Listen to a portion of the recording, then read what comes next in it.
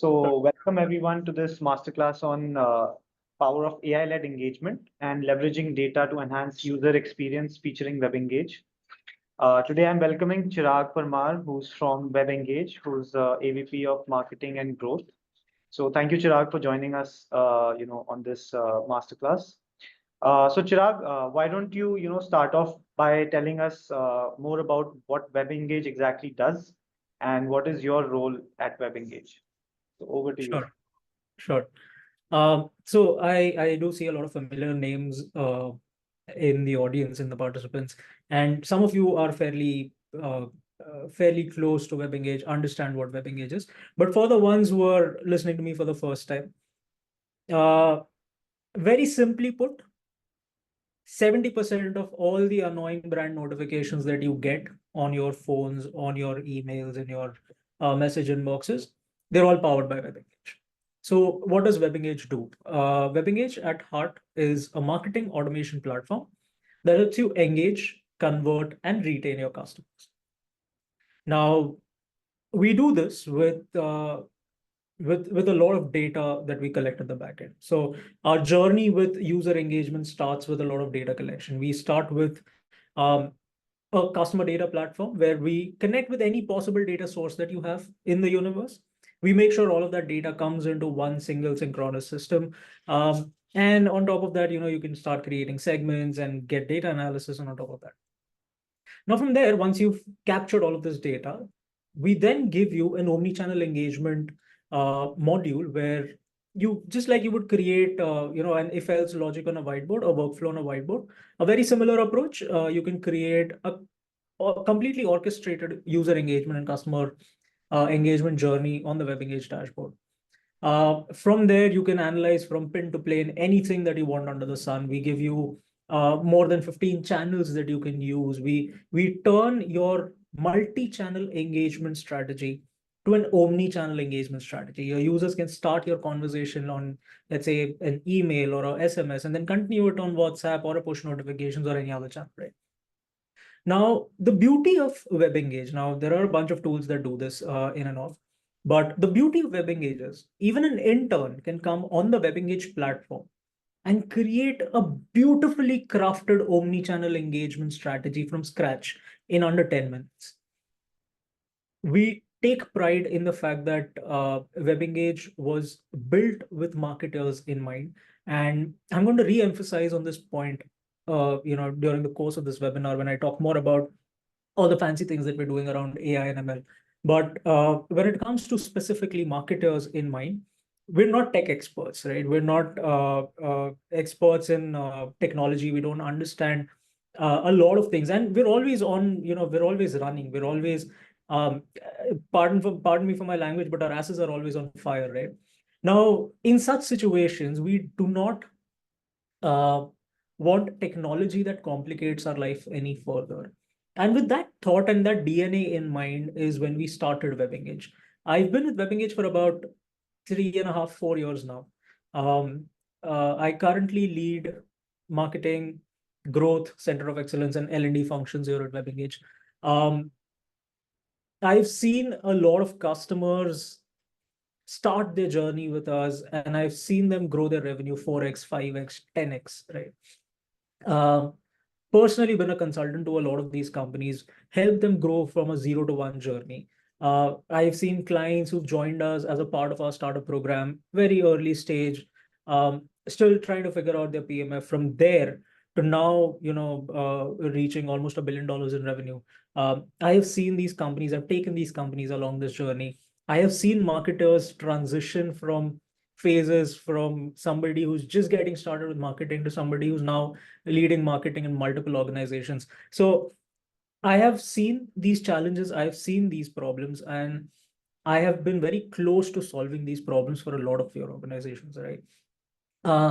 So having said that, right, the entire agenda for today is how do we take it to the next step? Obviously, folks like me, for consultants like us, companies like us, right? We've been in the market, we've done a lot in terms of helping you build your organization, build your pipeline.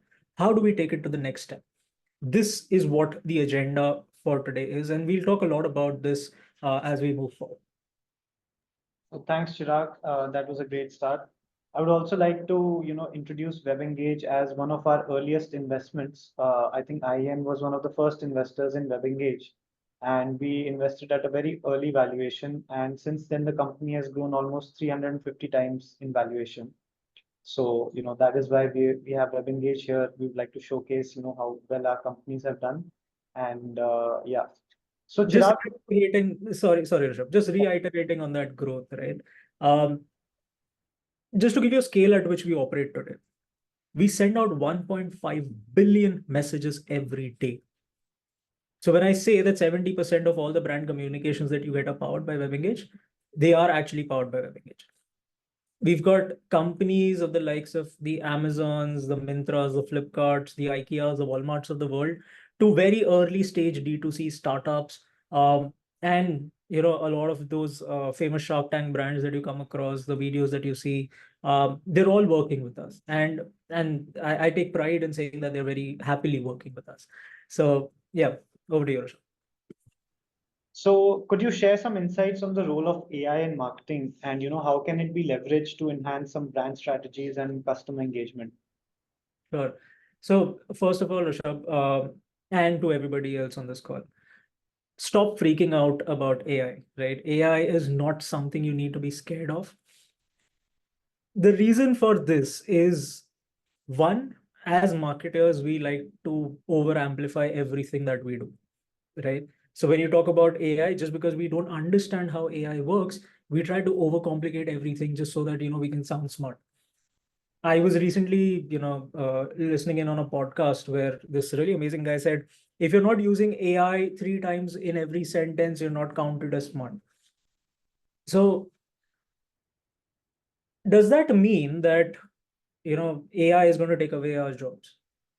Does that mean that we need to fear AI? Does that mean that if we're not using AI, we're going to fall behind? Absolutely not. Right. So here's my thought process.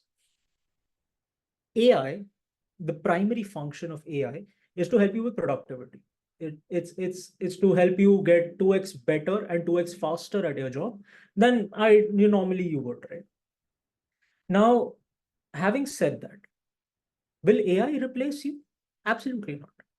But will a person using AI replace you? Yes.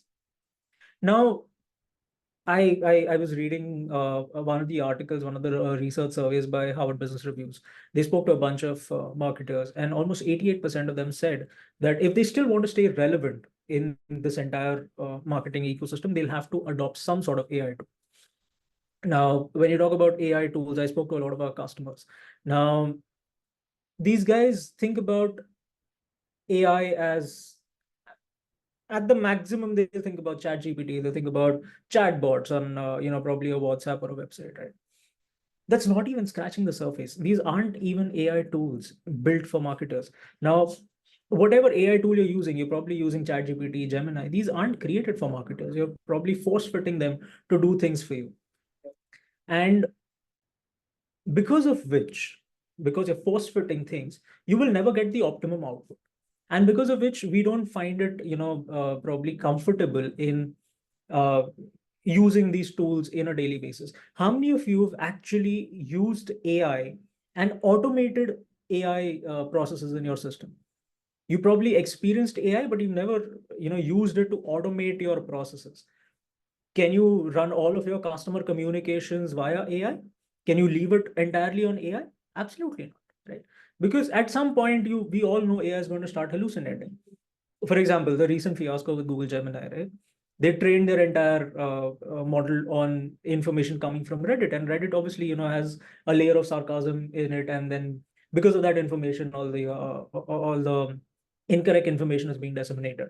So when I talk about AI, when I talk about a platform or a product which is based on AI, I have two primary factors that define the success of this platform.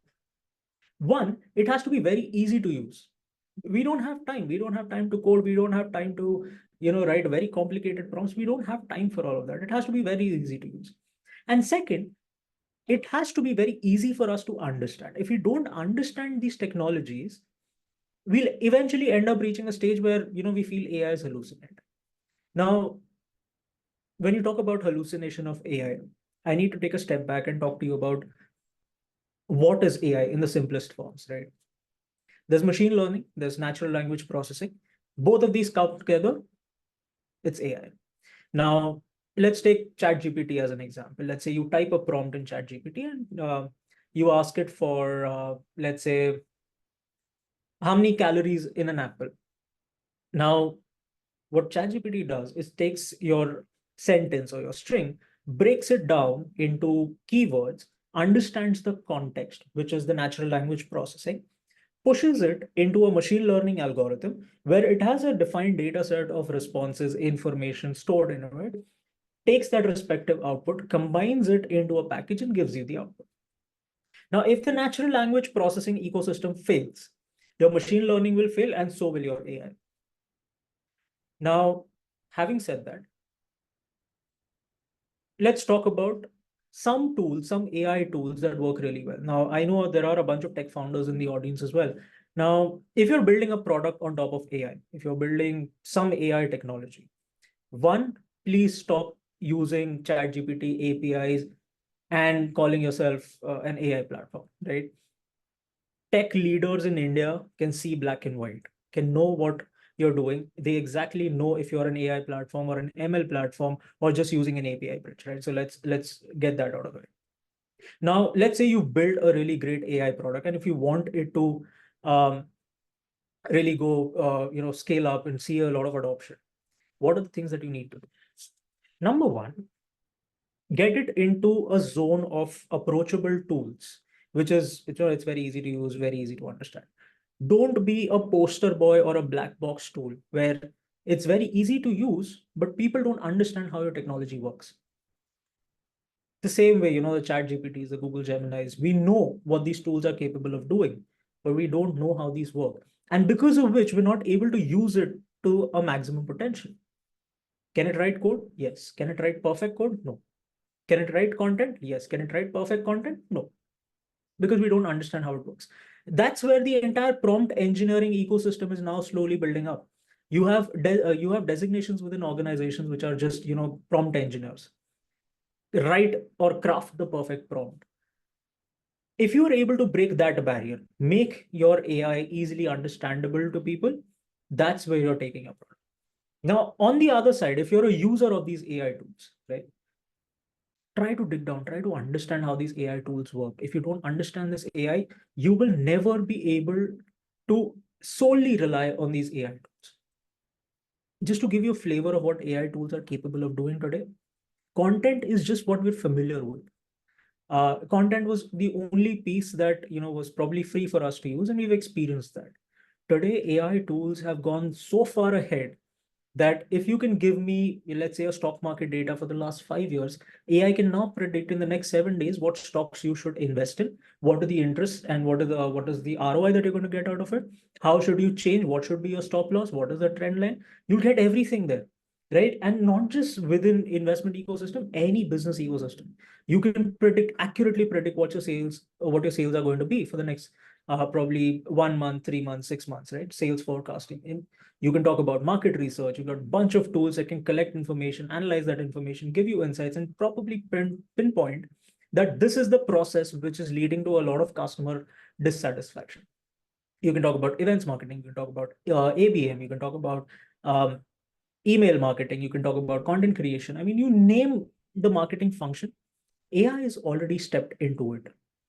But until today, there was no AI tool in the market designed for marketers, which was essentially focusing on the customer retention and user engagement side of the space. Why? Because here it's not about generative AI. It's not about creating an API bridge, typing in a prompt, getting an output. Here, this is purely based on data science. It's purely based on data analysis, right? So if I have to make a prediction about something, it has to be purely backed by data. There has to be a defined functioning of that AI. It has to keep learning with time. Now, these things to build take time. And when we at WebEngage started building AI, we started almost 6, 7 years back, right?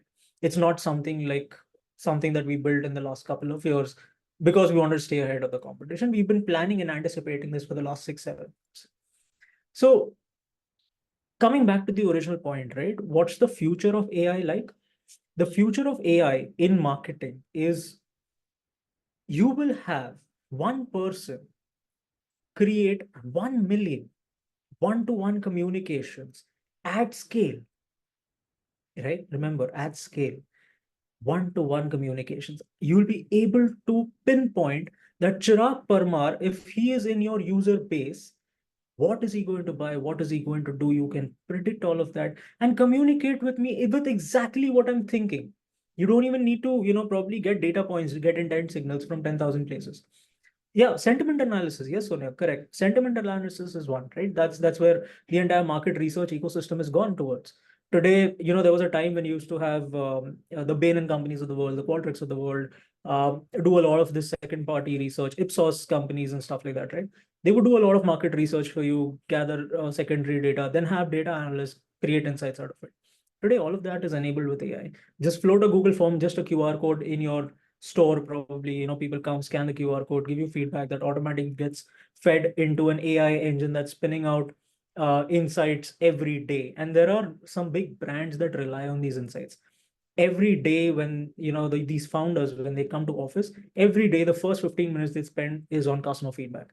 They look at this insight, they look at what's working, what's not working, what's the problem, and probably the rest of the day is just solving for these problems. So AI is going to be that extended function within organizations and not just within marketing. You could have one AI engine that's constantly working with finance, with marketing, with sales, with support, with customer success, everywhere. So AI is here to stay. The whole point is AI is here to stay. You cannot not trust AI and feel that I can do a better job than AI. It's not about the quality anymore. It's about the quantity with which you're going to do. Jyoti, you want demos? Definitely, I can connect with you later on and give you some demos of the platform as well. Yep. So thanks, Chirag. That was some great insight. Now, I would like to talk about and deep dive more into WebEngage AI stack. Can you tell us how WebEngage leverages AI? Sure. So I've been talking AI all this while, right? And I've been touring across the globe, giving our customers a flavor of what we've been building for the last 6, 7 years. I have literally seen jaws drop. I have literally seen eyes popping out, and I've literally seen excited marketers jumping because what we've built has not even been thought of. People who thought, these things would take at least 3, 4, 5 years in the future to become a reality is now a reality today. What WebEngage AI has built, and I call it WebEngage AI, I don't call it WebEngage anymore because we are so deeply ingrained with AI that my platform today can predict who's going to buy from you. My platform today can predict what they're going to buy from you. My platform today can predict what channel they're going to use to buy from you. So you're engaging with them on that channel only. And my platform can also predict what time you should reach out to them to get the highest conversions. The only thing left for a marketer to do is hit the send button. And this just does not happen, just turn on this engine and everything works flawlessly. We're still, probably 6 months away from that becoming a reality. But in today's state, we've created the 4 Ps of marketing automation AI. We've got predictions, we've got precision, we've got performance, and we've got personalization. I'd love to talk about all of this in detail as we move along. But with WebEngage AI, whatever you could do manually in the past that would require a lot of brain cells, a lot of brainstorming, a lot of team approvals, now happens at the click of a button. Imagine being able to predict that 200 customers out of my database are going to buy from me in the next 7 days. I know exactly what they're going to buy. So the next message I send them is about the product that they're likely to buy.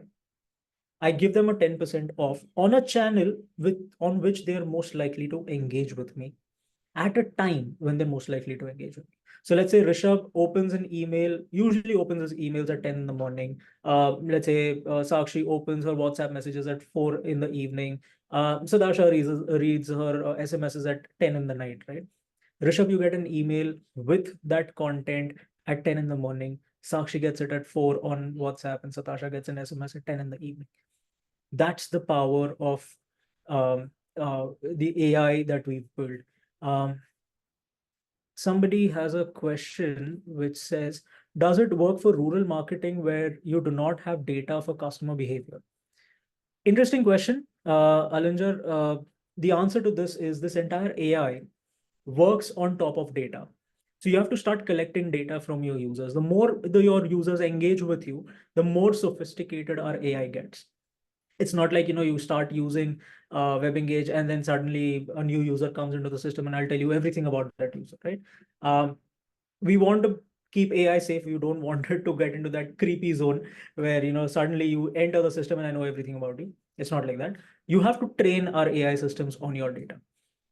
So let's say you start training us and giving us data for the last 3 months, we reach a 70% accuracy.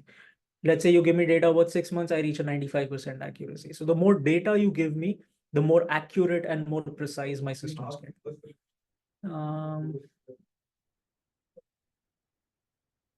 Am I hearing something similar of Asian Paint prediction model?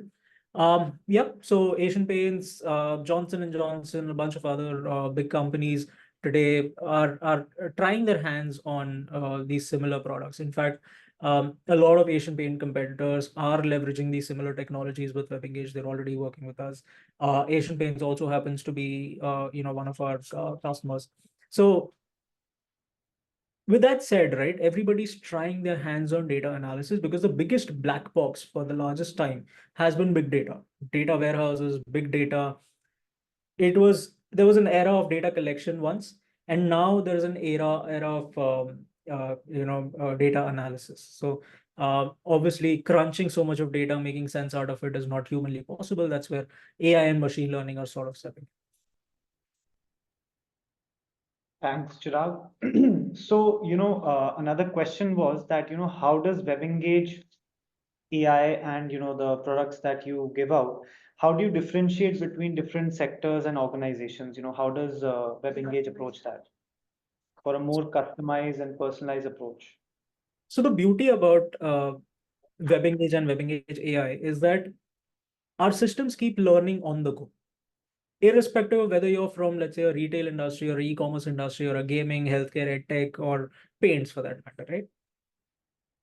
As data keeps coming in, my platform starts understanding and making sense of this data.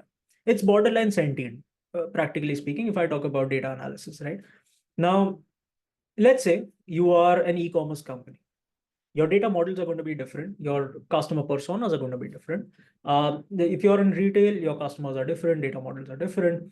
Now, basis that, my AI continues to learn. It understands your user behavior. It understands user preferences. It understands how people buy, how people interact with your business. And on the basis of that, I can make predictions, right? Let's say I have 1 million customers, right? Now, 1 million customers will have 1 million different buying journeys. What my AI will first do is categorize all of these users into, let's say, 10,000, 20,000 buckets based on their usual purchase behavior. Now, on the basis of that, I will then start matching you across that buying journey. Let's say Rishabh takes 5 steps in buying a bag of paints or a box of paints from, right? Versus Sakshi takes 10 steps. Now you guys will be a part of 2 different buckets. Now let's say Rishabh has completed 70% of that buying journey. My platform can safely predict that because you've completed 70%, you're fairly likely to complete the remaining 30%. Whereas Sakshi, she's only completed 20% of the journey, which could also mean default behavior. In that case, I cannot predict that she's going to be a buyer from me. So on that basis, I categorize people across 3 different criteria. Someone who's most likely to do something, someone who's somewhat likely to do something, and someone who's not at all likely to do something. So now I can predict who's going to buy from me. I can also predict who's not going to buy from me. In fact, these predictions happen on a user event. So the more users start interacting with me, the more data I capture, the more my system learns, and the more my system learns, more confidently I'm able to predict, are you going to do something or no? Are you going to open my email? Yes or no? Are you going to unsubscribe from my emails? Yes or no? Are you going to visit my website? Yes or no? I can predict all of this. And if you give me 6 months worth of data, I can predict all of this with a 95% accuracy. Right? So imagine having cohorts, all the people who are likely to add a product to cart, all the people who are likely to visit my store in, let's say, Bandra. I'm able to predict all of this based on my existing data.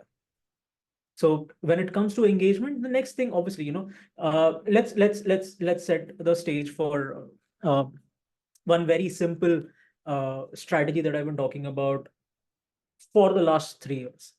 Anybody who creates a marketing campaign needs to address 5 very fundamental questions. If you don't have definitive answers to these 5 questions, your campaigns will definitely fail. Number one, why you are running this campaign. Number two, who are you going to run it on? What are you going to send them? Where are you going to send them? And when are you going to send them? Right? Now, pick any marketing campaign that you can think of. If you have definitive answers to these 5 questions, great, your campaigns will be successful. If you don't have definitive answers, your campaigns are bound to fail. So now, to address the why and to address the who, we've got an entire prediction model. Right? You can predict all the people who are going to buy from you, which means that you're targeting your low-hanging fruits. You want to do churn prevention, right? You don't want people to leave you. All the people who are not at all likely to buy from you. So you got the why and the who covered. Right? Now the next thing obviously left for you to do is run a campaign on these people. If I know that you're going to go silent on me, sure. So we've got predictive segments. Predictive segments are simply, just apply the filter, send me the event, I'll let you. Then there's another feature that's been around for the longest time called RFM analysis. You give me the recency, frequency, and monetary value of a transaction, and I can predict who's going to buy from you, who is my potential loyalist, who's going to be a loyal customer, who's a champion for my brand, who's at risk, who's about to churn, who's sleeping, who's hibernating, all of these things. Now, let's say I have a segment of at-risk customers. I know they're going to buy from somebody else. Simply convert that into a segment, put them through a journey and give them a flat 10% off. It's that simple, right?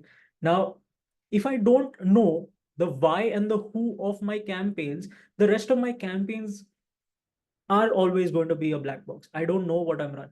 And that's where most brands fail. Most brands don't know why they're running a campaign. A simple funnel analysis will tell you, okay, these are my drop-off points. This is what I need to do. All the people who've added a product to cart but not completed checkout, these are the people that I need to send the campaign to.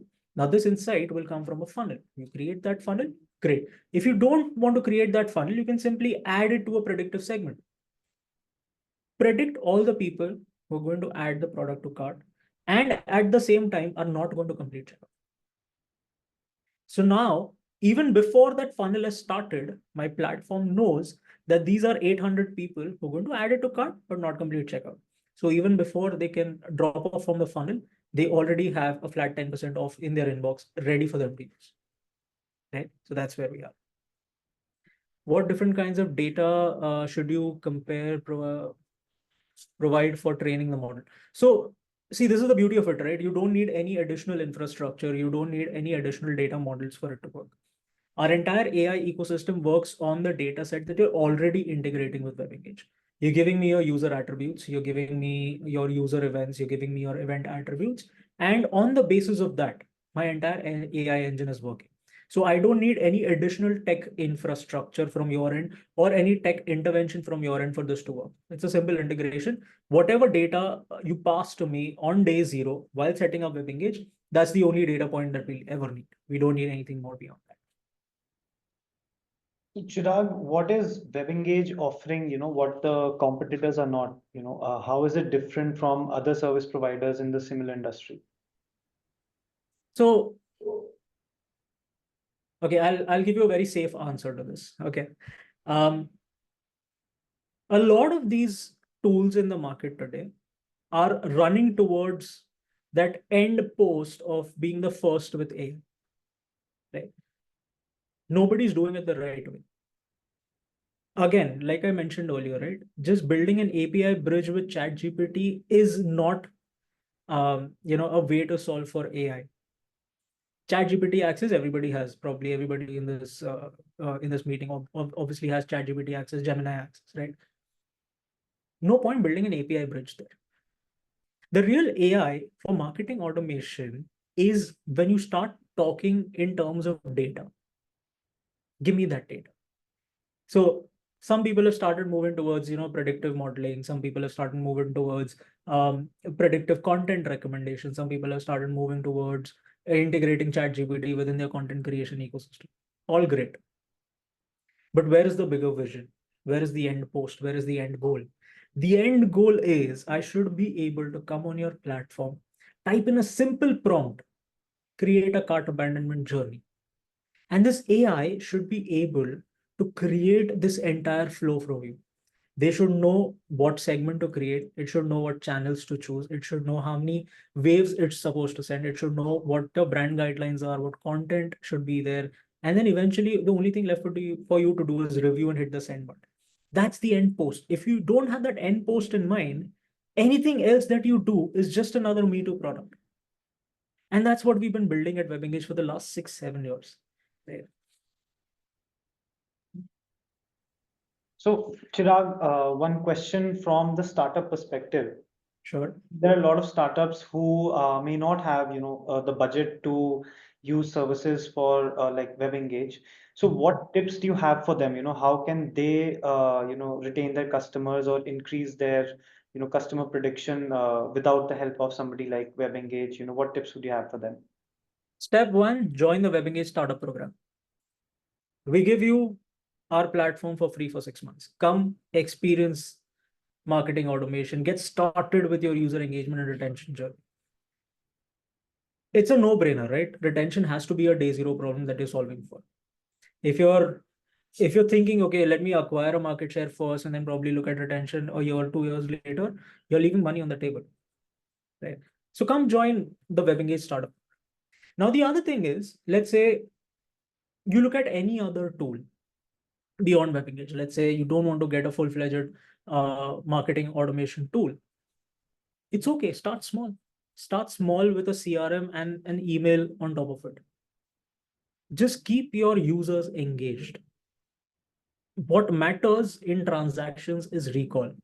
There's a reason why the Swiggies and Zomatos of the world, the Zeptos of the world are sending you 20 notifications in a day.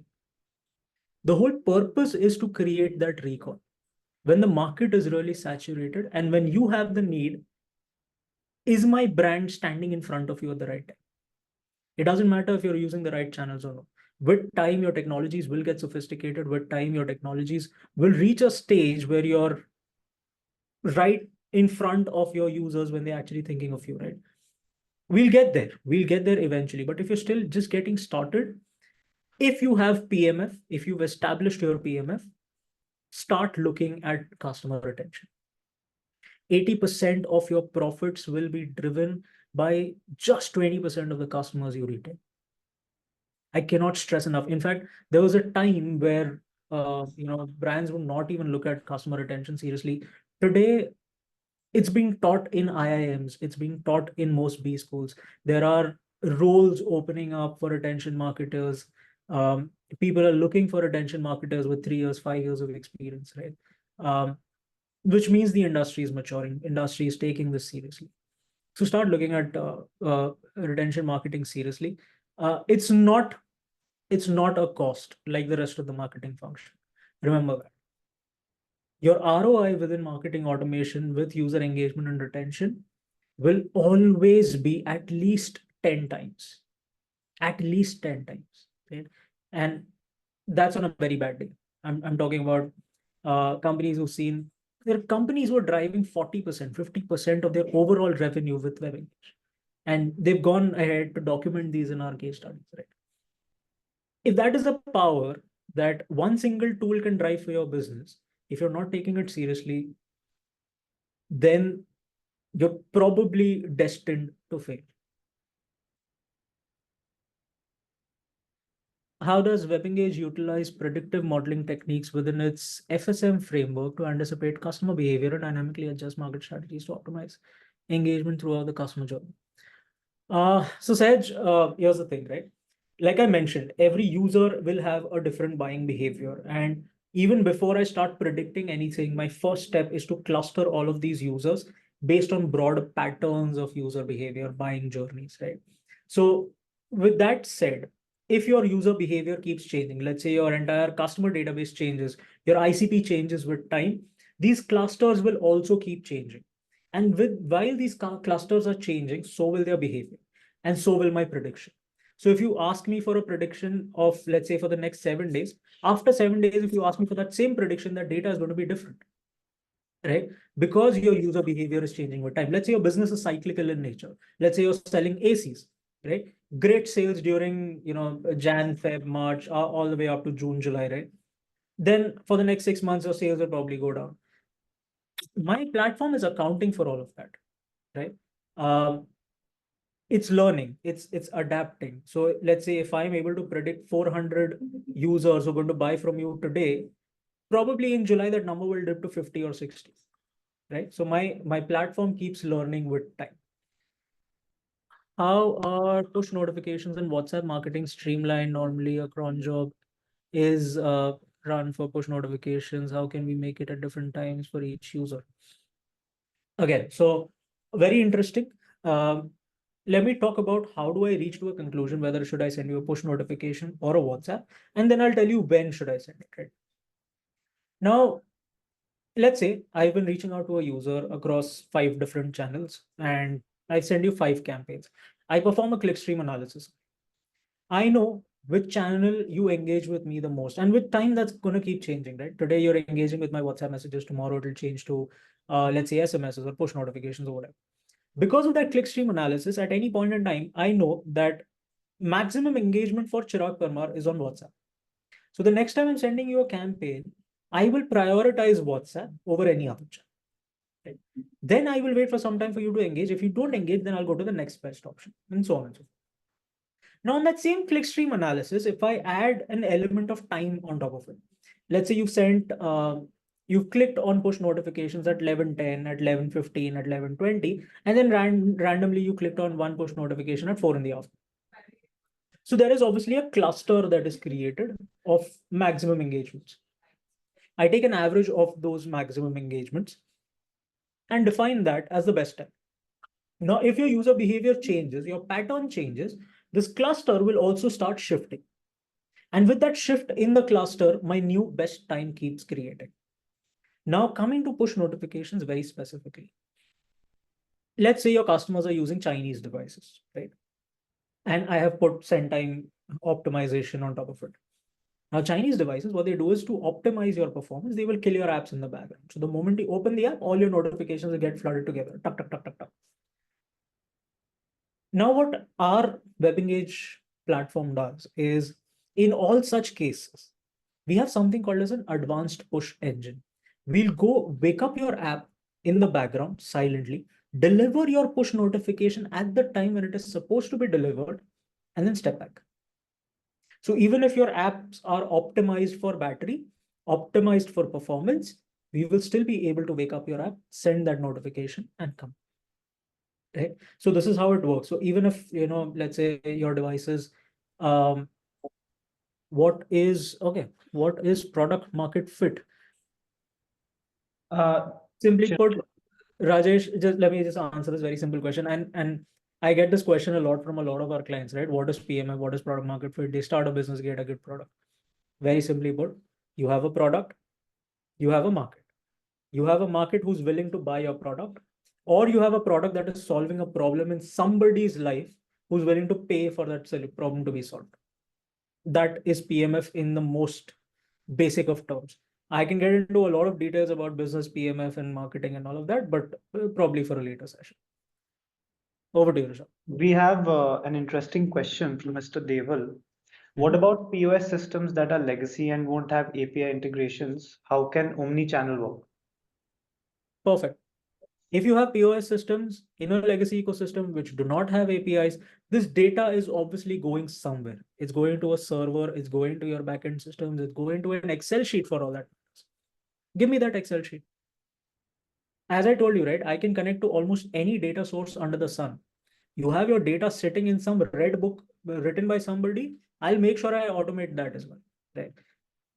We'll periodically upload your CSV files. We'll periodically connect your Google Sheets. So in fact, we can connect with your Google Sheets in real time. We'll create a Google App script. Every time there is a new entry in your Google Sheet, it'll get automatically passed into WebEngage.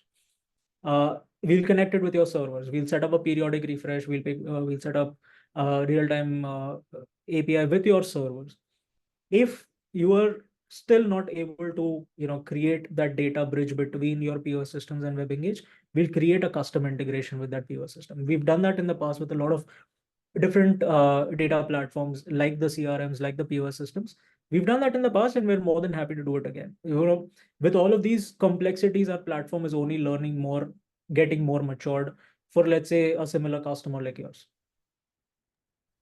Chirag, one question from my side. Can you share a case study of, one of the most successful products that you might have, worked on, and WebEngage's product has, really improved its marketing retention, and, just as a success story, if you can share with, the budding entrepreneurs here, that would be a good piece of advice. Sure. So I love to give this example, right? There's this food tech company called Easy Diner, based out of Delhi. Now, obviously, very saturated market, right? When you're fighting with the Swiggies and the Zomatos of the world, for you to enter into that market, capture that market share, and then keep it with you becomes very difficult. We onboarded Easy Diner about 2.5, 3 years back. For the first 5 months, they thought they would run the show themselves, and they were trying to figure that out. We stepped in. We said, you know what? Let us pick up your entire retention ecosystem, not just the platform, even the services. So we deployed 2 people dedicatedly working just on Easy Diner. And with that, in the first 3 months of us picking up that project, we gave them a revenue uptick of 30%. Great. If you start setting up your processes the right way, some incrementality comes by default. To the extent where now Easy Diner is able to get a retention rate of 50%. One. Second, we're driving almost 30 to 40% of their overall revenue with WebEngage. We've helped them with the acquisition side of the world. We've helped them with the retention side of the world. We've helped them with service delivery side of the world. We've helped them with a lot of things, right? And that's the beauty of WebEngage. For us, it's not just about selling you a platform. We don't just take your credit card information and then leave you on your own, right? For us, it is your success. Your KPIs become our KPIs. When we're signing that contract with you, we'll ask you, what is that one number that you're chasing? And then all of us combined, including me, including our founder, Avlish, including all the senior folks in the organization, we actually brainstorm every week on each of your accounts. We think about, what next? How can we deliver more value to you? We've very recently acquired an entire data science team, team/organization. Right? We've recently acquired them just so that we can give you better insights when we're talking to you. Right. So we're putting in that investment in L&D, in data science, in customer success, customer service, customer support. We're investing heavily on all of this for the only reason that if you grow, eventually we'll grow. For us, it's not about acquiring logos constantly. For us, it's about acquiring logos that we can service. Right? So there may be times when you reach out to us and maybe we don't have that bandwidth to service you at that point in time. We'll probably onboard you, but for you to actually start seeing those results, we'll consciously ask you to give us some more time. We don't want to do a very hasty job. We have a question in the chat box. How can startups benefit from the offerings of WebEngage? Any existing examples? Sure. So half of the brands that you see on Shark Tank, that come to pitch their product, they're all using WebEngage. They're all a part of a WebEngage startup program. Now, with the WebEngage startup program, one very beautiful thing that we do is we give you our entire platform for free for 6 months. We give you a lot of credits in terms of SMS, email, and WhatsApp messages. So for the first 6 months, practically, apart from the time you're investing behind integrating WebEngage with your systems, there is absolutely no cost for you. And we're not holding you accountable for anything, right? We're not even asking you to, okay, after 6 months, you have to pay X amount and so on and so forth. No, the decision is completely onto you. If you see value in WebEngage, you continue with WebEngage. If you don't see value, it's okay. We part ways. And we've not had a single case where any customer who's joined the startup program has parted ways with WebEngage. All of them have then converted into paying customers because we've driven that value. We've shown you that value. We've shown you that revenue. Right. So if you're interested, I would love to connect with you probably later on and walk you through this entire startup program, connect you with the right teams and showcase our platform in all of its glory. Yeah. So, Chirag, how would you, tell these people who have joined in, like, how can they connect with you? Do you want them to go to the website, or do you want me to connect them with you manually? So the best way to connect with me is on LinkedIn. I'm more active on LinkedIn than any place else. But apart from that, emails is the best way to do it because I can immediately route it to people and get problems solved. Website is obviously one way you can get a lot of information about WebEngage on. Um, yeah, pretty much these three channels that you can, probably use to connect with me. Um, do drop in a line, no matter what your interest is. You want to know more about the product, you want to know more about our AI features, and I've not even scratched the surface with these AI features, right? You want to know more about these AI features, you want to know more about WebEngage, you want to know more about the startup program, just drop in a line and no strings attached. I'll get on a conversation with you, help you understand everything about what we're doing in WebEngage, and we can take the conversations forward from there. So before we close off, I think we can just take last 2, 3 questions, before you give a closing remark. I think there's a question whether CRM is still necessary with WebEngage. Sure. Ideally, no. But in case you want to keep that data or process that data in some other format, let's say you have a team of data analysts who are creating your own data models, your own analysis models, in which case you might want to store that data outside of WebEngage because you can take a dump from WebEngage, but that is going to be a periodic dump. And then once that dump comes in, where do you store it? Right? So you might still need a CRM there. But apart from that, there are organizations who don't have a CRM at all. So a CRM in a consumer ecosystem is called a CDP. And because we are a CDP, that's what our forte is. Our forte is to store all of your data in one place, give you a 360-degree view of your users. Now, there was also another question about will your data remain proprietary? Obviously, your data is your data. It stays in your system. It is only available to you. Not even folks within WebEngage have access to your data. Even our servers that store data points about your interactions and events are stored in a hash format. We are ISO compliant, we are GDPR compliant, we are CAN-SPAM compliant, we are data protection compliant. You think of the compliance and we are already there. What type of predictive model are you using? Do you see the space getting disrupted with new generative AI models coming up? So predictive models and generative models, two different things, right? Generative models, ChatGPTs of the world, great. They will hallucinate from time to time. I am not too optimistic about generative AI, particularly because I feel that the space is going to eventually implode. The data analysis side of things, the predictive side of things, the data-driven AI side of things is going to explode.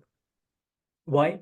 Because you're learning on factual data, you're learning on high quality data, and the output that you're giving is also high quality. So that cycle will sort of explode. Will predictive become big? Yes.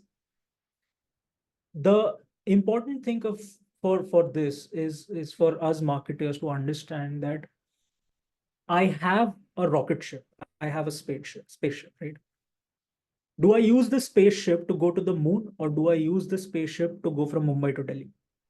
Right? That's where the real meat is going to be. The biggest and the strongest point for the Indian market has always been the jugaad mindset, right? I believe particularly that India will be biggest users of AI because we'll figure out very innovative ways of using the same AI technology and come up with such innovative solutions. The future for AI, at least in India, is bright, beautiful. Generative AI, on the other hand, I am a little skeptic. I would want to wait at least for another year to see where this goes. We have seen sophisticated technologies coming out from Google and failing miserably. Right? These are all experiments. So let's give it some time, and then probably we'll be in a state to better comment. Chirag, we have one interesting question above, I think, which was missed. How will WebEngage help in companies who are into deep tech, drones, I think mostly for D2C companies and not B2B or B2G companies, which are major sales driven from offline methods? I think that's an interesting question you can pick. So businesses who are primarily in the offline zone, right? Our entire Middle East market is built on top of businesses that are purely offline.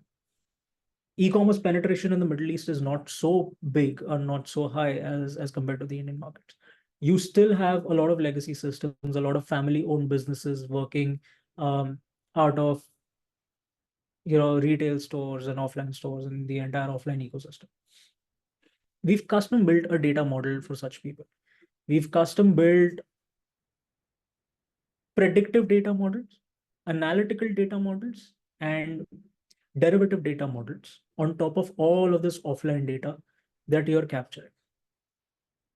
To the extent where if you also have an online store, I'll connect all of this together. You want to drive footfall in your offline stores? Great, I'll help you do that.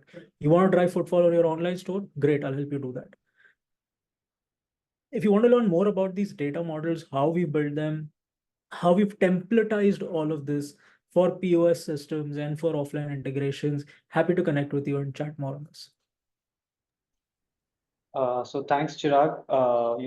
As a closing remark, can you share what is your prediction of the future in marketing automation, AI, and in this space? What do you think will come in the next 5 years? I don't know about next 5 years, but I'm going to tell you what's definitely coming in the next 6 months. You will be in a state where you can type a prompt and AI will not only complete tasks for you, but also give you calculated insights. For example, if you can just ask, reduce my time between purchases, right? Now for that, one is I need to know what my time between purchases. So I'll be able to calculate all of that. Then automate a task where I'll create a segment, create a journey on top of it, do all of that. And all of that will happen with just single prompt. In fact, a little precursor to everybody on this call, that feature is going to be called a magic box within WebEngage. It's happening in the next 6 months, right? We've already started beta testing. We've got a bunch of customers who are giving us a lot of insights and helping us test it out. But that is happening in the next 6 months. And the remaining 4.5 years is going to be building talent to be able to leverage these technologies. AI in marketing is going to become a mainstream course in most B schools. You'll have a lot of certification courses. You'll have it ingrained in a lot of curriculum across the globe, which is not happening today, right? And if you talk about AI today, at max, people are talking about ChatGPT, chatbots. That's the extent of it, right? People are not thinking about programmatic marketing. How can I use predictive segments to push it back to my performance marketing campaigns, optimize my campaigns using lookalike audiences based on all the people who are likely to buy from me in the next 7 days, right? This is the ecosystem that's going to build in the next 4.5, 5 years. In the next 6 months, technology will be ready to take care of anything that you can possibly think of. That's where we are. Thank you, Chirag. That was a really, really insightful session. And I think, even for me personally, I think I got to learn a lot. Thank you for your time for joining us, and I thank all the founders and attendees who have participated today. And I highly recommend that everyone connect with Chirag over LinkedIn as he had suggested, so that you can delve into the power of AI and marketing. So good evening all, and thank you for joining. Thanks, Chirag. I think we can close out the session now. Thank you so much, Rishabh, for having me. Thank you so much, everybody, for attending and taking out your time. Happy to connect with all of you on LinkedIn, email, phones, SMS, WhatsApp, whatever you can think of. I'm always available. Happy to jump on a call if needed. Thank you so much for coming. Have a nice day. Thank you, Chirag. Thanks everyone.